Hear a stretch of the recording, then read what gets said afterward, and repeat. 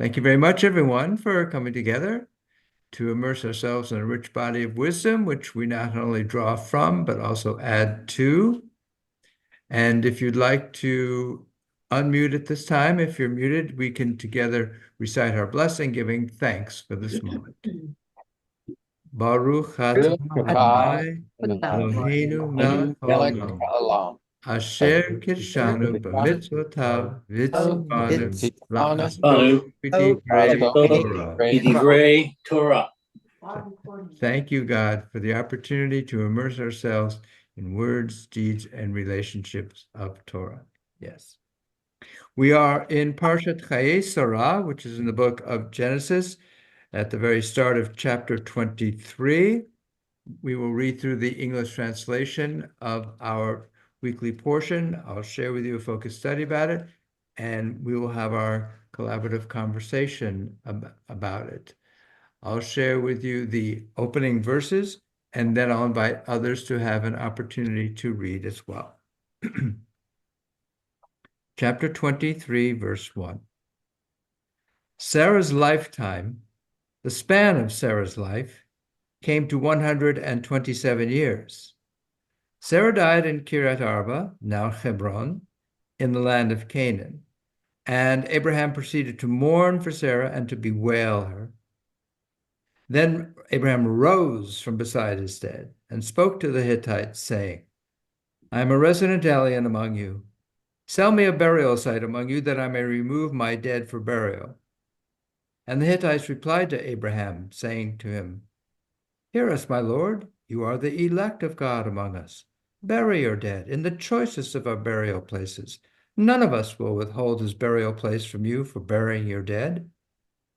Thereupon Abraham bowed low to the people of the land, the Hittites, and he said to them, If it is your wish that I remove my dead for burial, you must agree to intercede for me with Ephron, son of Zohar. Let him sell me the cave of Machpelah that he owns, which is at the edge of his land. Let him sell it to me at the full price for a burial site in your midst. Richard, would you like to read a little bit starting with verse 10? Yes, thank you, Rabbi. Ephron was present among the Hittites, so Ephron the Hittite answered Abraham in the hearing of the Hittites, all who entered the gate of his town, saying, No, my lord, hear me. I give you the field, and I give you the cave that is in it. I give it to you in the presence of my people. Bury your dead. Then Abraham bowed low before the people of the land, and he spoke to Ephron in the hearing of the people of the land, saying, If only you would hear me out, let me pay the price of the land, accept it from me, that I may bury my dead there. And Ephron replied to Abraham, saying to him, My lord, do hear me. A piece of land worth 400 shekels of silver, what is that between you and me? Go and bury your dead. Abraham accepted Ephron's term. Abraham paid out to Ephron the money that he had named in the hearing of the Hittites, 400 shekels of silver at the going merchant's rate. So Ephron's land in Machpelah near Mamre, the field with its cave and all the trees anywhere within the confines of that field, passed to Abraham as his possession in the presence of the Hittites, of all who entered the gate of his town. And then Abraham buried his wife Sarah in the cave of the field of Machpelah, facing Mamre, now Hebron, in the land of Canaan. Thus, the field with its cave passed from the Hittites to Abraham as a burial site. Thank you. And June, would you like to read beginning at the start of chapter 24? Thank you, Rabbi. Abraham was now old, advanced in years, and the Lord had blessed Abraham in all things. And Abraham said to the senior servant of the household, who had charge of all that he owned, Put your hand under my thigh, and I will make you swear by the Lord, the God of heaven and the God of the earth, that you will not take a wife for my son from the daughters of the Canaanites among whom I dwell, but will go to the land of my birth and get a wife for my son Isaac. And the servant said to him, what if the woman does not consent to follow me to this land? Shall I then take your son back to the land from which you came? Abraham answered him, on no account must you take my son back there. The Lord, the God of heaven, who took me from my father's house and from my native land, who promised me on oath, saying, I will assign this land to your offspring. He will send his angel before you, and you will get a wife for my son from there.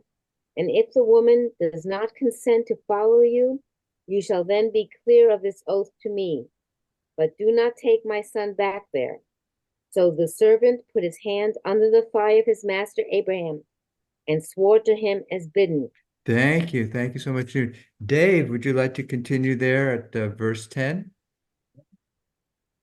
Then the servant took 10 of his master's camels and set out, taking with him all the bounty of his master, and he made his way to Aram Nasharim, to the city of Nahor.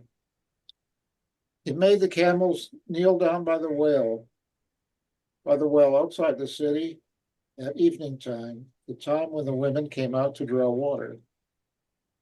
And he said, O Lord, God of my master Abraham's house, grant me good fortune this day and deal graciously with my master Abraham. Here I stand by the spring as the daughters of the townspeople come out to draw water.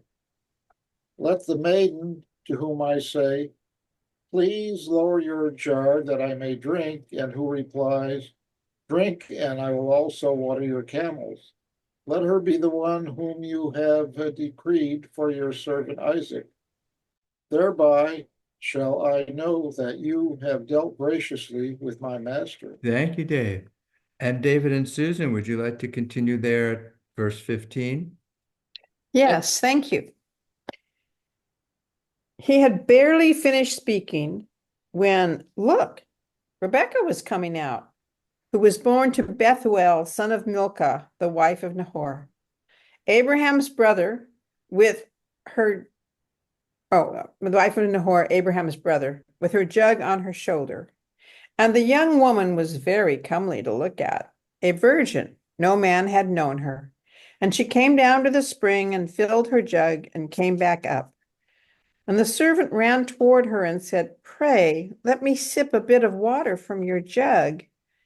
And she said, drink, my lord. And she hurried and lowered her jug onto her hand and let him drink. And she let him drink his fill and said, for your camels too I shall draw water until they drink their fill. And she hurried and emptied her jug into the trough, and she ran again to the well to draw water and drew water for all his camels. And the man was staring at her, keeping silent, to know whether the Lord had granted success to his journey. And it happened, when the camels had drunk their fill, that the man took a gold nose ring, a bekah in weight, and 2 bracelets for her arms, 10 gold shekels in weight. And he said, whose daughter are you? Tell me, pray, is there room in your father's house for us to spend the night? And she said to him, I am the daughter of Bethuel, the son of Milcah, whom she bore to Nahor. And she said to him, we have abundance of bran and feed as well, and room to spend the night. And the man did obeisance and bowed to the Lord. And he said, blessed be the Lord, God of my master Abraham, who has not left off his steadfast kindness toward my master. Me on this journey the Lord led to the house of my master's kinsman. And the girl ran and told her mother's household about these things. And Rebekah had a brother, and his name was Laban. And Laban ran outside to the man at the spring. And it was when he saw the ring and the bracelets on his sister's hands, and when he heard his sister Rebekah's words, saying, the man spoke like this to me, and he came to the man, and here he was standing by the camels at the spring, and he said, come, blessed one of Hashem, Why do you stand outside when I've prepared the house and a place for the camels? And the man came to the house and unloaded the camels and gave straw and fodder to the camels and water to wash his feet and the feet of the people who were with him. And bread was set in front of him to eat. And he said, I won't eat until I've said what I have to say. And he said, speak. And he said, I am Abraham's servant. And Hashem has blessed my Lord very much, and he has become great. And he has given him a flock, and oxen, and silver, and gold, and male and female servants, and camels, and asses. And my Lord's wife Sarah gave birth to a son by my Lord in his old age, and he has given him everything that he has. And my Lord has made me swear, saying, you shall not take a wife for my son from the daughters of the Canaanites in whose land I live, but you shall go to my father's house and to my family and take a wife for my son. And I said to my Lord, maybe the woman won't follow me. And he said to me, Hashem, before whom I have walked, will send his angel, and you will send his angel with you and make your trip successful, and you shall take a wife for my son from my family and from my father's house. And then you'll be freed from my oath. When you come home to my family, and if they won't give her to you, then you'll be free from my oath. Thank you so much, both of you. And Jay, would you like to read a little bit? We're at verse 42. 42. Thank you, Rabbi. I came today to the spring and I said, O Hashem, God of my master Abraham, if you would indeed grant success to the errand on which I am engaged. As I stand by the spring of water, let the young woman who comes out to draw and to whom I say, please let me drink a little water from your jar, and who answers, you may drink and I will also draw for your camels. Let her be the wife whom Adonai has decreed for my master's son. I had scarcely finished praying in my heart when Rebekah came out with her jar on her shoulder and went down to the spring and drew. And I said to her, please give me a drink. She quickly lowered her jar and said, drink, and I will also water your camels. So I drank, and she also watered the camels. I inquired of her, whose daughter are you? And she said, the daughter of Bethuel, son of Nahor, whom Milcah bore to him. And I put the ring on her nose and the bands on her arms. Then I bowed low in homage to Hashem and praised Yud-Heh-Vav-Heh, the God of my master Abraham, who led me on the right way to get the daughter of my master's brother for his son. And now, if you mean to treat my master with true kindness, tell me. And if not, tell me also, that I may turn right or left. Thank you so much, Jay. Let me invite Jim. Would you like to read? We're at verse 50. Thank you, Rabbi. Then Laban and Bethuel answered, the matter was decreed by the Lord. We cannot speak to you, bad or good. Here is Rebekah before you. Take her and go, and let her be a wife to your master's son, as the Lord has spoken. When Abraham's servant heard their words, he bowed low on the ground before the Lord. The servant brought out objects of silver and gold and garments and gave them to Rebekah, and he gave presents to her brother and her mother. Then he and the men with him ate and drank, and they spent the night. When they arose next morning, he said, give me leave to go to my master. But her brother and her mother said, let the maiden remain with us some 10 days. Then you may go. He said to them, do not delay me. Now that the Lord has made my errand successful, give me leave that I may go to my master. And they said, let us call the girl and ask for her reply. They called Rebekah and said to her, will you go with this man? And she said, I will. So they sent off their sister Rebekah and her nurse, along with Abraham's servant and his men. And they blessed Rebekah and said to her, O sister, may you grow into thousands of myriads May your offspring seize the gates of their foes. Then Rebekah and her maids arose, mounted the camels, and followed the man. So the servant took Rebekah and went his way. Thank you so much, Jim. Let me invite Justin and Linda, if you'd like to read a little bit. We're going to start at verse 62, and you can take us well into chapter 25 as well.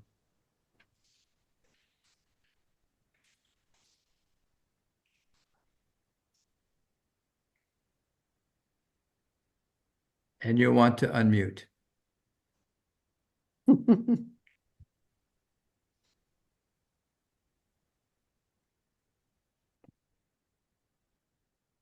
Thought I did that. Okay, let's see if it can stay unmuted. Okay, 62. Now, Isaac was on his way coming from Be'er Lachai Ro'i, and he dwelt in the land of the south. And Isaac went forth to pray in the field towards evening. And he lifted his eyes, and he saw, and behold, camels were approaching.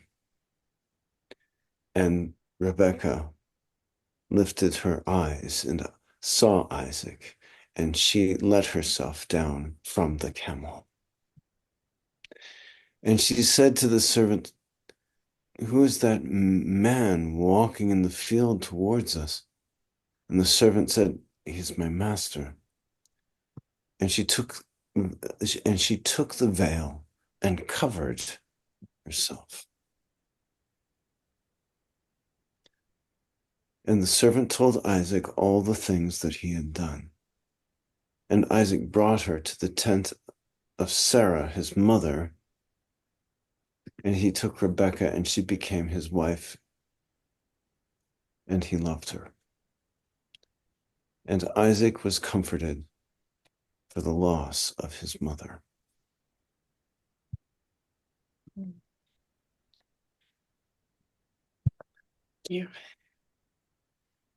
And Abraham took another wife, and her name was Keturah.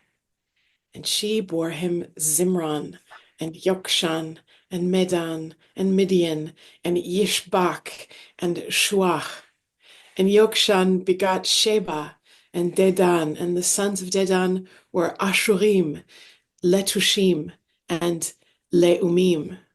And the sons of Midian were Ephah, and Epher, and Enoch, and Abida, and Elda'ah. All these were the sons of Keturah. And Abraham gave all that he possessed to Isaac. And to the sons of Abraham's concubines, Abraham gave gifts, and he sent them away from his son Isaac while Abraham was still alive, eastward to the land of the east. And these are the days of the years of Abraham's life that he lived, 100 years and 70 years and 5 years. And Abraham expired and died in a good old age, old and satisfied, and he was gathered to his people. And Isaac and Ishmael, his sons, buried him in the cave of Machpelah, in the field of Ephron, the son of Zohar the Hittite, which faces Mamre. The field that Abraham had bought from the sons of Heth, there Abraham and his wife Sara were buried. Now it came to pass after Abraham's death that God blessed his son Isaac, and Isaac dwelt near Be'er Lachai Ro'i. Now these are the generations of Ishmael, the son of Abraham, whom Hagar the Egyptian, the maidservant of Sara, bore to Abraham.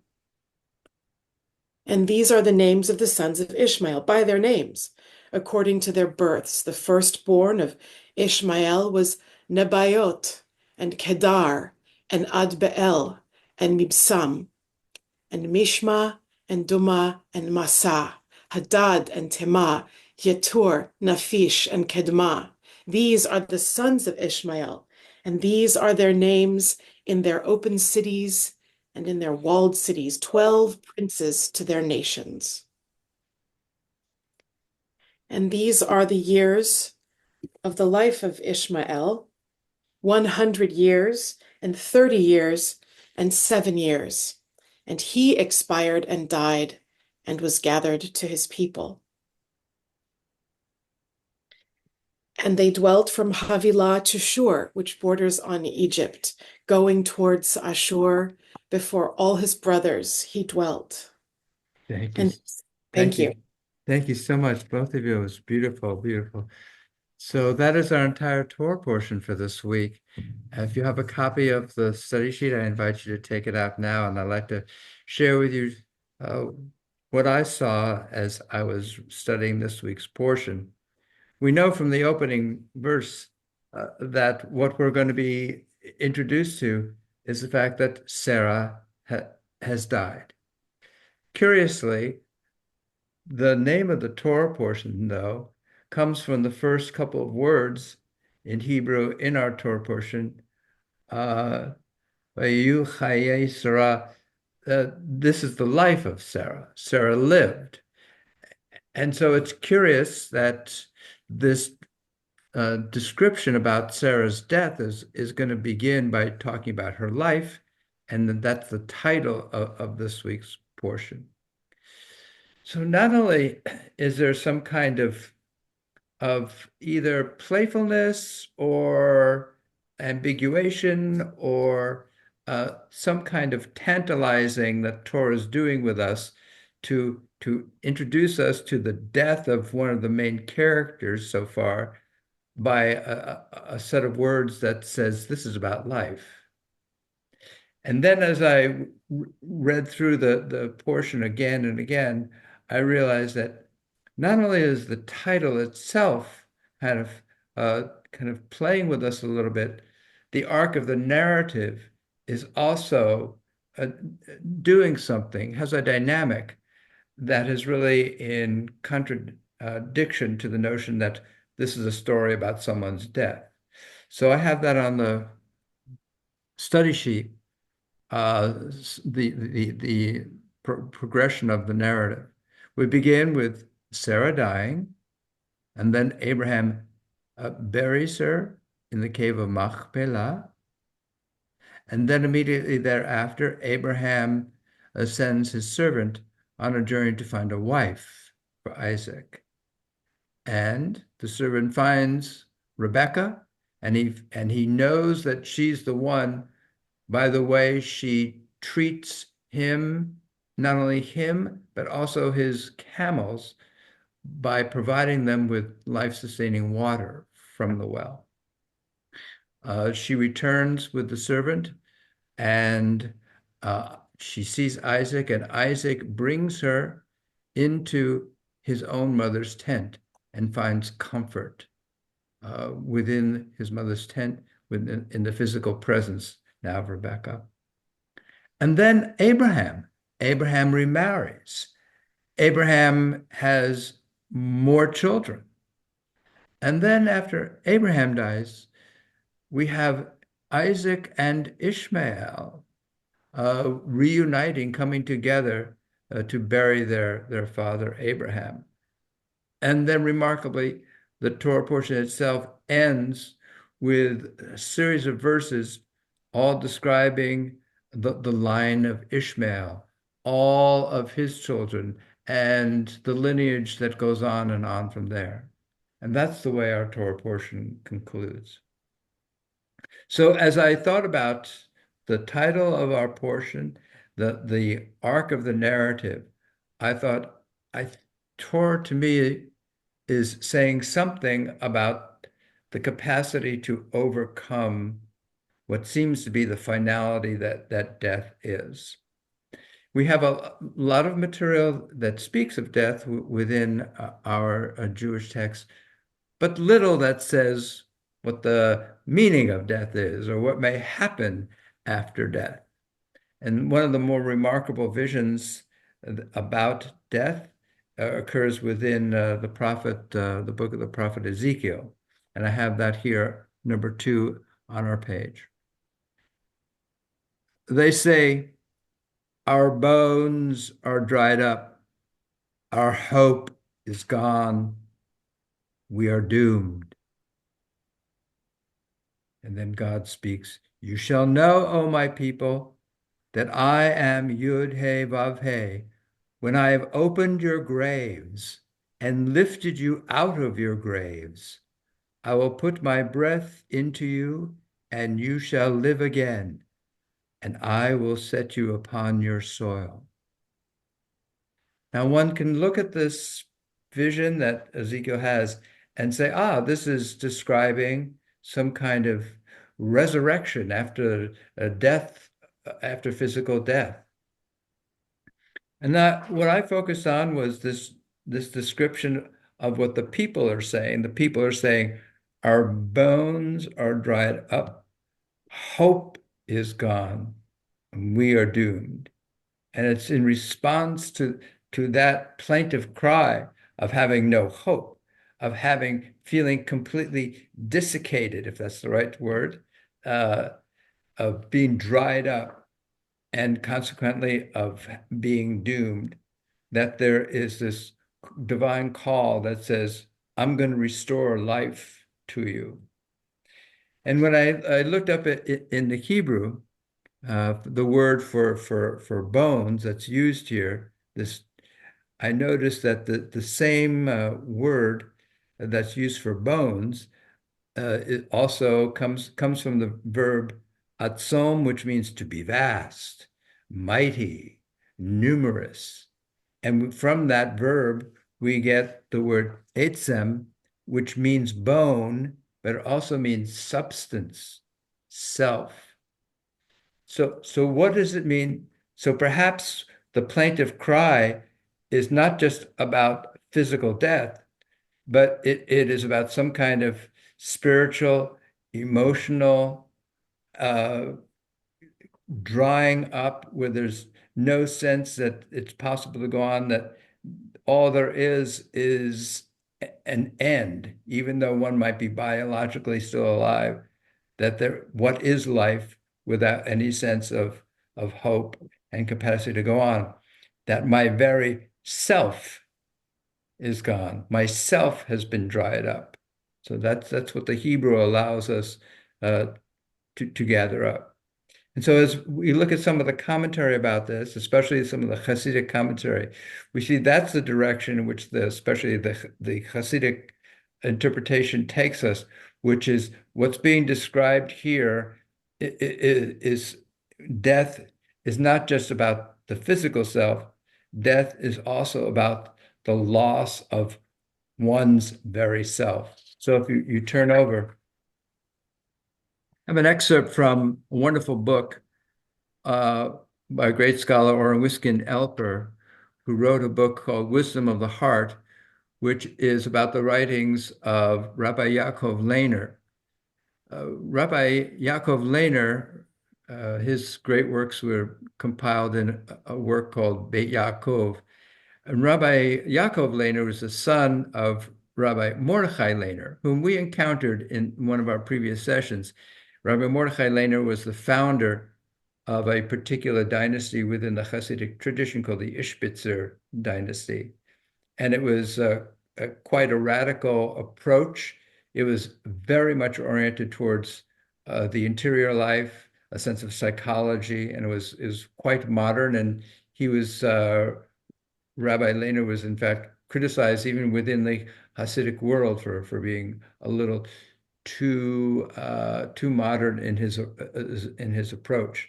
So this is a book that Ora Wiskin Elper wrote about his son, Rabbi Yaakov Lehner, and she quotes extensively from his work Beit Yaakov, and that's in number 5. So Rabbi Yaakov Lehner writes, death speaks of absence. The dead themselves harbor no more hope of being alive. Because they feel hopeless, utterly despairing, in that subjective sense, they are dead. Death means a degradation to a lower state. As the Zohar says, the dead are humble.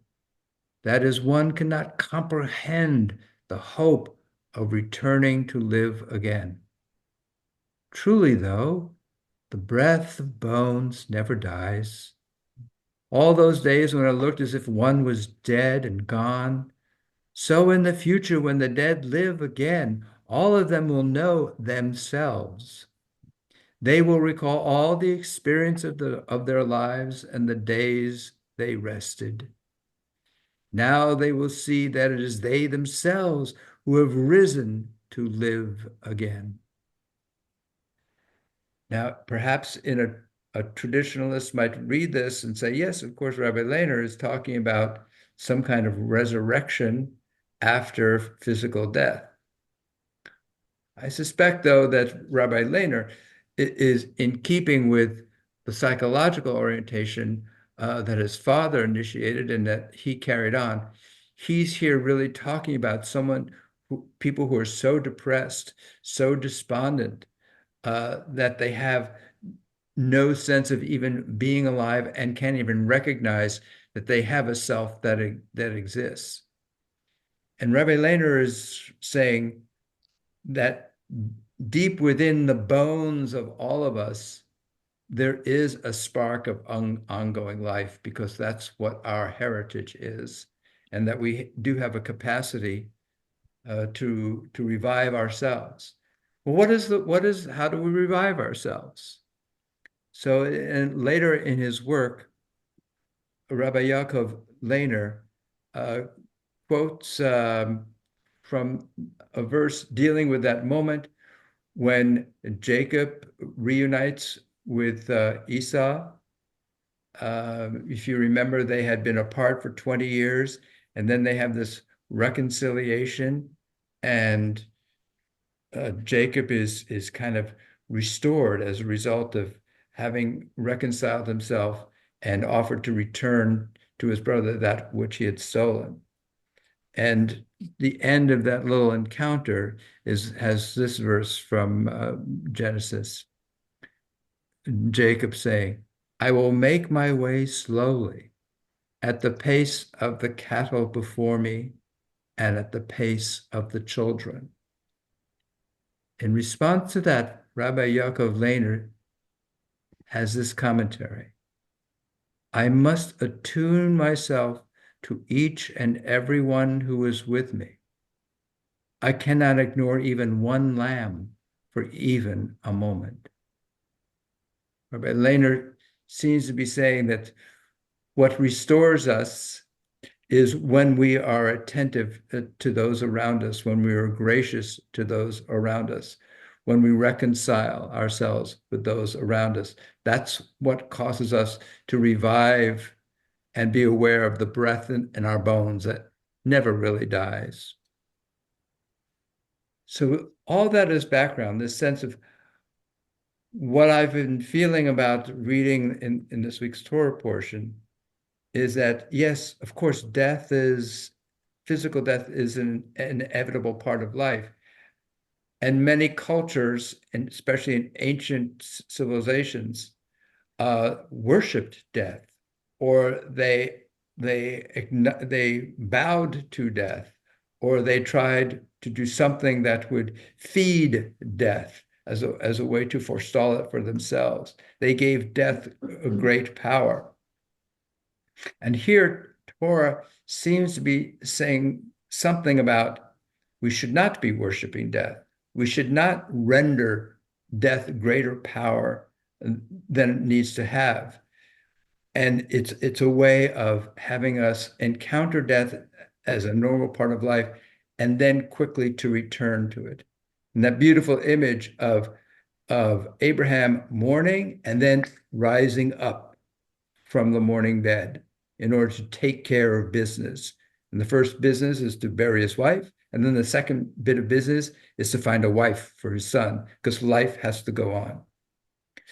So when I thought about this capacity of Torah here to, in a sense, help us encounter what seems so absolute, so absolutely final, that of death, and to overcome it, I thought of the Impressionists in general and what they did, and then more specifically, I thought of someone who was kind of was kind of a kind of had an interesting relationship with the Impressionists, who kind of preceded them and was partners with them, but was also off on his own a little bit. And there's Edward Manet. So Edward Manet was someone who really led the way in shocking the art establishment of France in the mid 19th century, because the art establishment that was approved by the reigning sovereignty of France and was institutionalized in a number of forms through the kind of art academies that were permitted and the kind of showings that were officially authorized. The kind of art that had reigned for hundreds of years was that which elevated the eternal, the ideal, and the elevated elite of society. And Edward Manet comes along and basically challenges all of that. He begins to paint, first of all, his subjects are common people, everyday life, and he begins to paint them in a way that, in a sense, shocks the sensibilities of the art establishment. He did that with a number of paintings in 1862 and 1865, and then he paints this one in 1874, the one that's on the study sheet, The Railway. And The Railway is a fascinating painting, in part because we have here a title, The Railway. But what is this painting really about? Just as the title of our Torah portion, Chayei Sara, doesn't seem to be initially consequent with what the opening lines tell us the Torah portion is going to be about, which is the death of Sarah. So there's a contradiction here between the title and the narrative. And there's a contradiction here between, as well in the painting, between the title and the narrative, because what do you see really of the railway? What's in the foreground is this woman and this child. And then there are these iron bars that separate them from what's beyond. What's beyond? Maybe that's a railway heart. It's certainly not as distinct as what's in the foreground, the woman and the child. And not only that, if it's a railway, you'd think that the child is looking at it and maybe she's fascinated by a train, but we can't quite see the train. What we see is steam, something that's very intangible. And therefore, in a sense, Manet is saying, you're going to have to use your imagination to see what lies beyond. And he refuses, in a sense, to paint what would be the most substantial and powerful image within the painting, that of a train and an engine. And he refuses to do that. And he says, no, I want you to look at the mother, or maybe it's at the woman and this child. And we're left to wonder about the relationship between the woman and the child. Are they mother and daughter? Are they governess and ward? And we have also encountered them in a moment. And the woman is reading a book. She's got her place marked, and she's looking up as if we have just kind of stumbled upon her and interrupted her as she's reading. And the child is engaged in her own activity. So what Manet has led the way here in doing is he is saying, no longer are we going to paint that which has been prescribed as the proper subjects of mythology or historical events or of nobility. We're going to paint everyday people. And we're going to not even paint that which is the most significant and powerful and material aspect of mid-19th century Europe, that of the railway. He says it's the railway, but what it is something insubstantial, steam.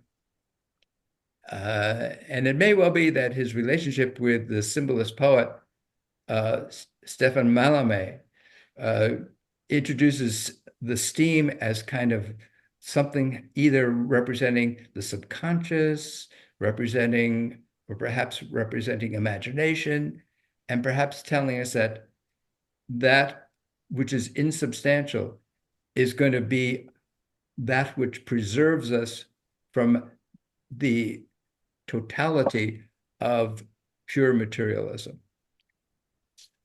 So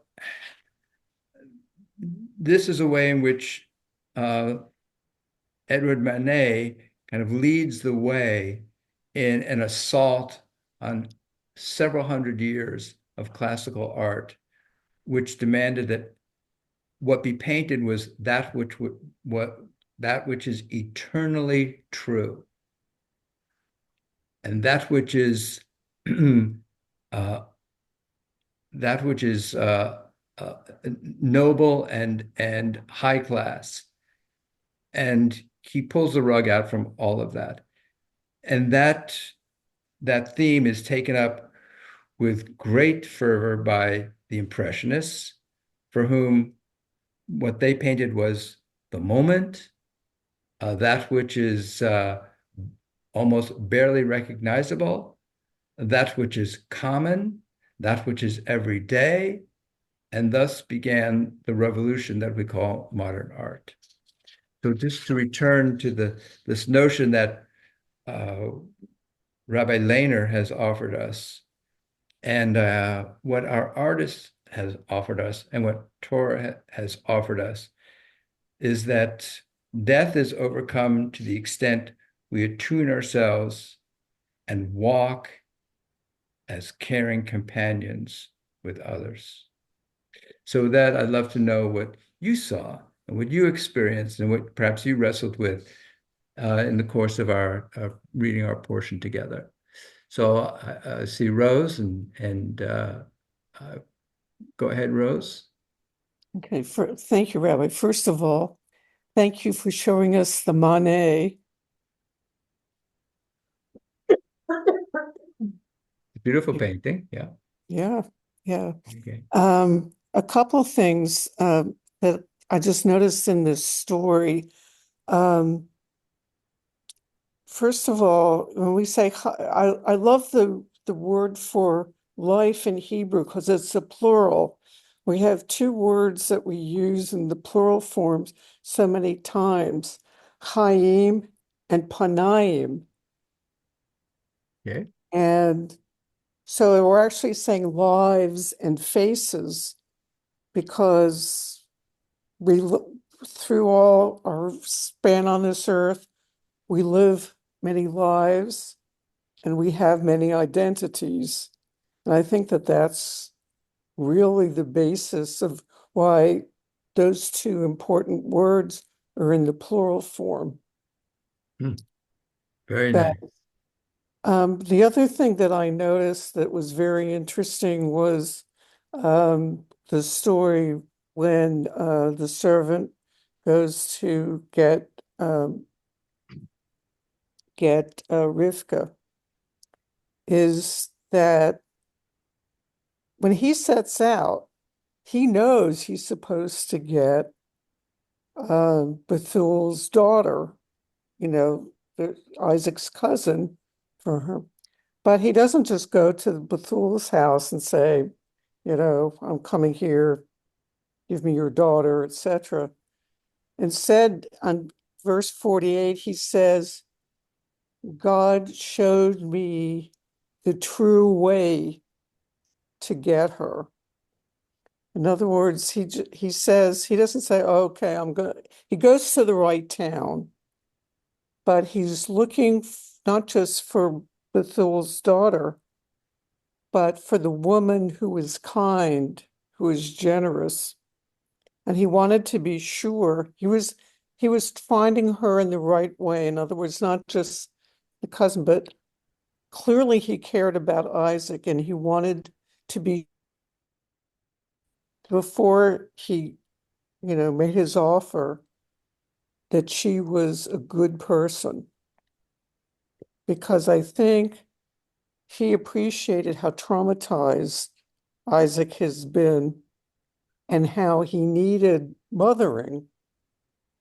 So he was looking for somebody who could mother Isaac, because the whole thing, like Isaac brings into the mother's tent, and this was a way of, kind of soothing himself about the loss of his mother.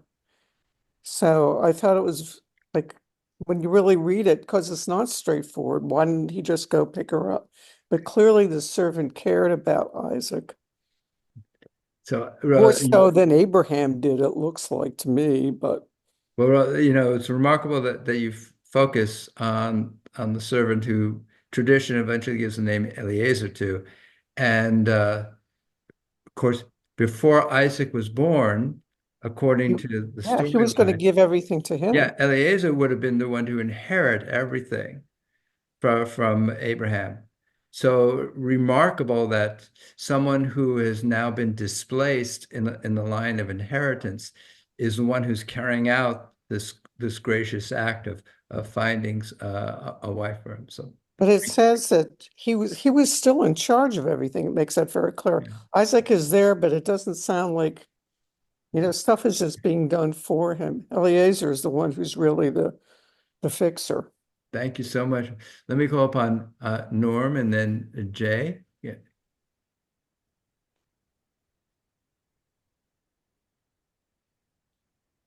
There, now I'm unmuted.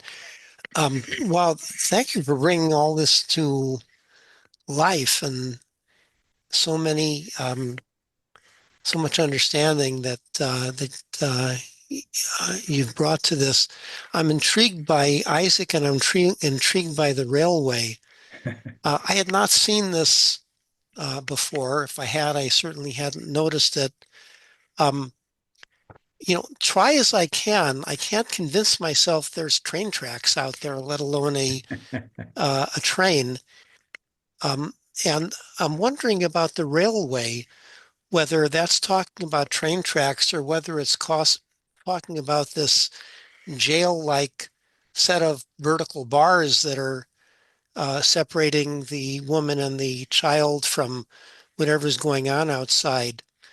The woman is dressed in this kind of drab, dark blue garb that doesn't have too much interest in it. Um, she's pretty much set in her way. She's got her book, she's got her dog. The book isn't even interesting enough that she's reading it. She's kind of looking off in some other way. The child is doing what children do, which is to explore and to look out and to see what's going on. Right now, the child is looking at this mist outside. It reminds me um, of the Hevel of Ecclesiastes, which is Hmm. kind of the diaphanous, intangible um, uh, aspect of life that is there and is hard to get a hold on. But this is what the child is looking at. The child also has the interesting garb. You can see definitely that although the child is reaching out to these bars, that the future of exploration is going to be in her hands. Getting back to Isaac uh, and and Rebecca, um, I don't know what to make of this, but I'm intrigued by the fact that Isaac raises up his eyes and he sees camels, and Rebecca raises up her eyes and she sees Isaac. There's just something there that is kind of intriguing to me of what these people see when they look up. And yet it's Isaac who loves Rebecca and becomes very attached to her. Rebecca's the one who is going to kind of run the show in the future. Yes, she's a strong woman, just like Isaac's mother was a strong woman as well. Yeah. And let me just return to the painting for a moment. So our scholars tell us uh, that this is a very identifiable setting, location. It's a in train Paris. station, Gare Saint-Lazare, Yeah. Paris's busiest train station. Yes. So this is this was a symbol. This train station, this particular train station, is a symbol of the new industrial, powerful, material, modernized France. A renewal program that destabilized social relations in the city. Yeah, and Iron. so yeah, so the painter might be sharing with us some great ambivalence about all this great stuff having to do with modernization, by having that fence there and symbolizing that maybe it's not so great, maybe it is causing some kind of separation, as much as it's bringing us together. The youth looking forward and the elder looking back. I mean, one's embracing or looking at the future and the other's looking. Nice. Anna's suggesting that also that it's creating what we become increasingly aware of, which is the separation of generations as a result of modernization and so forth. And then just interestingly enough, if you can see in the left-hand side of the painting, there are, it's not industrial, there are homes there. And one of those residences was Manet's studio. It was so. So let me call upon Dave and Jay. Let me call upon Jay, and then I'll go to Dave and then Robert. Okay. Thank you, Rabbi. Thank you for a wonderful evening. I've noticed from the commentary in my footnotes that the first mention of love between humans is when Adonai said, "Take your son, your favorite one, Isaac, whom you love, and go up the mountain, do what I say." And then the second mention of love in Genesis is after this betrothal, after the marriage, that the marriage was consummated. Thereby, it says that the first reference to love concerned the tie between parent and child, and the second reference to love relates to the bond between husband and wife. And it says also that that he did not love Rebecca until after all of the transactional things were done. Now, getting into the more trivial side of things, if you would, in case you think that Rebecca was a slouch or something, it says here, oh no, hold on. Oh yeah, a single camel, and here there were 10, requires at least 25 gallons of water to regain the weight it loses in the course of a long journey. And it takes about 10 minutes to drink this amount of water. Not so trivial. That's hospitality. Now, this isn't, I'm sorry, but this isn't digital, so it may not be true. I don't know. No, it's just when you find these tidbits, it also appears that there's a commentary that the women in that time weren't veiled, so in Judaism the wife would veil, and so she veiled when she became. It's so funny because you think of all those women in those societies as veiled, but they didn't veil themselves. It didn't, in other words, here it was a very special thing. The other thing is that the first time that a man himself prays to God is the unnamed servant.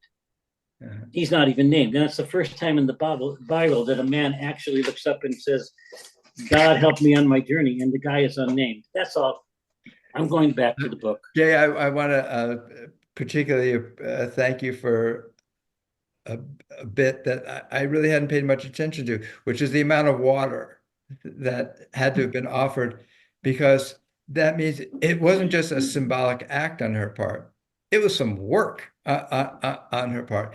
It was a work that was a restorative of life, and wasn't just a mere ritual act that she was performing. So So that adds some richness to this whole tale. Thank you so much. Let me call upon Dave and then Robert. No, 250 Dave- gallon. Let me Dave Leb. Let me call upon Dave first. Yeah, thank you, David. Yeah. Okay, last week Abraham tried to kill Isaac. And Isaac wasn't killed, of course, we know that. And he says, Dad, you tried to kill me once. I'm not going to give you another chance. So he pretty much stayed away from Abraham. We don't see very much of Isaac at all. Yet Abraham was promised that he will be the father of a great nation. Now Abraham is getting old, and I guess Isaac is somewhere in the neighborhood, but not too close to Abraham. And he finds out that Isaac still isn't married. What's going on? This is going to happen if you're not married. So this is when he calls his servant and go find a wife for Isaac, which he did. And like I say, Abraham and Isaac, I don't think they're all very close, but Abraham did his duty in finding a wife for Isaac, so he could eventually become the father of the great nation. And that's all I wanted to point out on this. Yeah. No, I appreciate what you're saying. It's one could imagine a different scenario where Abraham, after the death of Sarah, someone that he's been with for what, 100 years or something, it could be so despondent and depressed that he just decides to shut himself off from everyone and to isolate himself and to spiral down into depression. And instead, what he does is he embraces life. He wants to make sure that his son has life, and then he himself remarries and has more children. I mean, this is it's a remarkable lesson in not only our capacity to, but our responsibility to continue embracing life. Let me go upon Robert. Children through Qatar are kind of dead ends. They didn't appear in the story at all after that. So I'm sorry, what? Say that? I say the children that Abraham had in his second marriage were kind of dead ends. We never hear anything about them, as far as I know, later on. So Maybe we need to read more carefully. I don't know. It's, maybe there's somewhere in between. There's a lot in those white spaces that's really some of the richest part of Torah.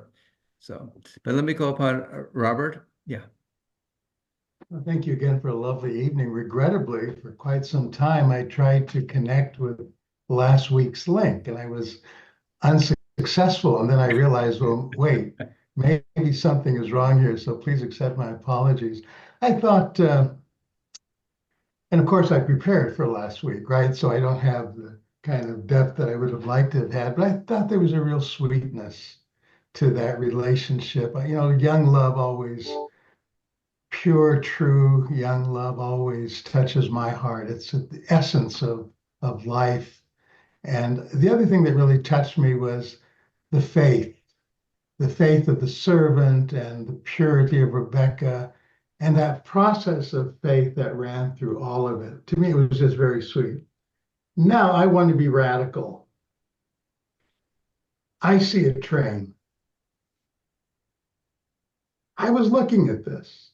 I think I looked at this yesterday in preparation and, read the write-up you did. I'm looking at her face, I'm looking at the child, and I'm thinking to myself, what is a train? How do I visualize a train? When you see a train, I visualize it coming and you see the front of it. The front of it looks like a face. And then you remember the caboose. The train represents coming and going. She is coming, the child is going. And so what I saw in this is a human representation. I realize this is radical, but I stand behind it. I'm kind of radical in that way. you look at what a train is when it comes to you, it's about journey. And they're going on a journey, whatever that is, short or long, whether it even be just to their home. But her face and then the child's back like a caboose, because the caboose, you see the end. That's what that reminded me of. I'm sure he had I'm quite confident that wasn't his intent. But the beauty of art is that we can see it depending on how we view things, right? So that's what I saw in that. So it reminds me that what Manet, and then of course all the Impressionists uh, who were painting at the same time and followed after him, uh, they were rebelling against the academic classical style of painting, which basically said, the classical style of painting says, we are painting what is absolutely true. And Manet and the Impressionists said, we are painting what we experience to be true. And so that just a little bit of just to honor your kind of interpretation of what you see. That's what these artists were saying is that uh, our subjective experience of the world is as important, perhaps even more important than what someone is saying is absolutely true. And that is what I think Torah really is also trying to do for us. It is presenting to us an encounter, an experience. It is presenting an impression of an experience, and then we encounter it, and then it may spark within us the kind of spark that you had when you saw this painting, and this is how I see it. And that is at least as important, our subjective relationship and encounter with this material and with these paintings, rather than being told that this is what it means. So thank you for bringing it. May I ask a question? Yeah. So many years ago, I had a conversation with a rabbi, and I was a partner in a small design firm, and I was taking something for him to look at, and we started a conversation. He was a very nice fellow, and the conversation moved to life after death. And I asked him about the Jewish understanding of life after death, and he said, well, what is your understanding? And of course, I then shared the Baha'i understanding that death is really birth, and that world is to this world what this world is to the womb. It's much fuller, much more vibrant, much more everything. And yet, if I understand what you said tonight, that is not what the typical Jewish position would be. Is that correct? Well, first of all, just generally, Judaism is not a doctrinal religion. It's a behavioral religion. And consequently, there is actually no systematic theology within Judaism. And specifically about death, what happens after death, there's no single statement about that within Judaism because we don't know. But there's a lot of poetic speculation about it. And most significantly, I think it's what we think about death defines what we think about life. And so to the extent that Judaism is a life-oriented religion, it's a way of life focused on not preparation for the next stage of existence, but is a way of life shaping us on how to live now in order to make this dimension more divine. Okay. So let me call Richard, I believe, has something to say here. Yeah. Thank you, Rabbi. The business of this being the life of Sarah means to me that I think of the song, "You who are on the road must have a code that you can live by." Mhm. This whole Bible thing here is all about trying us to internalize the code to live correctly. When you're green, you grow. When you rot, you're dead. And that there are a lot of people who are already dead walking around. They're not growing at all. They don't read, they don't think, they argue, they don't get close to finding a self. And I think that the path that anybody's on, you get to the self when you're ready to really die. Then your self is finished. You've made it. And this is telling us in this chapter one thing. It starts out with uh, uh, Abraham saying, "No, no, no, no, no, I'm going to pay you for the property. We want to stay connected with our dead." And with this one, yeah. That's where our love comes from, and that's what we want to have here. And I want to move to the picture. What I see there is the Industrial Revolution, and this jail here, and the railroad ties. And where have we come since then to a kind of capitalism that's led to the uproar of democracy? It's going crazy right now. And what do you do to deal with that inside? What does this tell us? Well, it's tell us something about, oh, I have to purge myself of all the anger so I can get to the point where I can be with God or be with that other dimension, that next dimension, and have peace of mind in this venue. And that's our goal. And that may be the heaven that we take with. We don't, as you say, we don't know what happens next. And the life, whatever leads to that last moment is what takes you to. And we see that Abraham did this thing about the graveyard. He had to buy the graveyard. He had to buy it because it's so important. I just have to tell a little story. I went to the graveyard the other day on Veterans Day, Armistice Day, to see some people and a friend of mine. We went to several installations, several graveyards to see people that had come back from war and so forth. And I saw my family spread out. And on their stones were some painted rocks. I go up there and put on chestnuts periodically up in Beth Israel. And there were little painted rocks there. And I go, who did that? My cousin lives over there, and I don't know where they are, and we're not in town. Nobody's around but me. Everybody else is gone. Who did that? I had no idea. Then I looked at the next rank of headstones, and there's a lady there that had died same day of the year as my mom, different year, but same day. And I was up there one day, about a year and a half, 2 years ago, and a man was there with his two children, and it's their mom's grave, and they were putting flowers there, and the little girl wore a T-shirt that said, um, "Love you, Mom." And I had been adamant working on that committee to make sure everybody had a chance to have a gravestone if they wanted, and not just a brass plaque, because that's where you go to meet with the people in the ancestry that is carrying this thing forward of love. And you try to learn to bring it into yourself. Hard to do.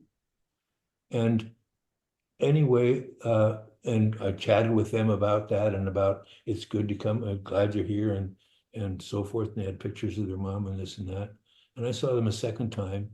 And when I went up there the other day, there were these painted rocks on my uncle, my aunt, my two uncles, my mom, my dad, not my mom and dad, they were down below, and my grandmother and grandfather. And I realized it was the kids. The little girls. Yeah. So there was the mourning and the joy of the mourning that happened.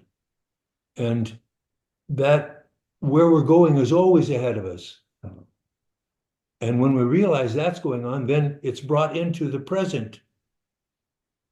And this is what this story is telling me, because it starts out at the graveyard. And the life was whatever led to that, and to that agreement between the two of them that that was so important to keep her alive somewhere where he could visit, and he owned the property. And as I say, that's the code we learn to live by. And some people get it, and some people don't get it. And some people are dead from the neck up. And it's terrible to think that, well, go back to that railway. What has it brought us? It's brought us to a caste system. Remember the Tower of Babel fell down, and all the languages, and we went to all different places because we're all in diaspora. What are you going to do with that diaspora? Well, get on the road, move forward, Have a code. and see where you're going. And then you get that marked out. You found a self. And I think that's what this tells us about the life. This is what it led to.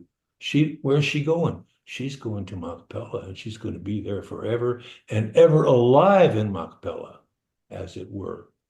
So thank you. Thank you. So, Richard, what you've inspired me to do is to see this painting very differently, because some people could look at this painting and say, oh, the child is looking at a train. But another way to look at it is, oh, the child is looking at steam. And she is that child is embracing what will sustain us, which is not the powerful materiality of the train, but the insubstantial, fleeting steam, which in symbolist poetry represents the imagination and our capacity to see what is really not there. It's jazz, man. It's jazz. The mystery. To see the mystery.